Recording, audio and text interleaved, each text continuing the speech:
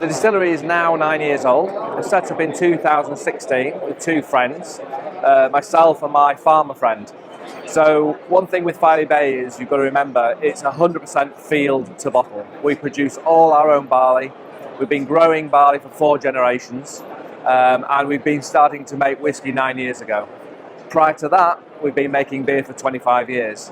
So we've got a depth of knowledge on the farming side of how to grow barley for brewing and distilling, and we've got a huge knowledge of how to make really good beer, which really is the starting place for fantastic single malt.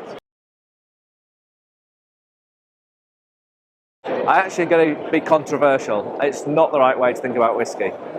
So my history is buying and selling malting barley for 30 years. I understand what goes into making a barley crop and why we produce it the way we do. I think terroir has an influence on how we grow our barley, but if you link that to flavour, I do not believe that terroir adds flavour.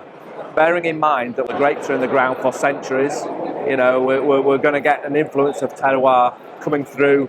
You're also not processing wine much, you're just fermenting it. With whiskey, it's all about choice. Flavour is choice driven. How you distill, how you ferment, the yeast you use, how you mature.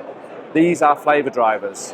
Where the barley is grown, we believe and know, doesn't have an influence on flavour.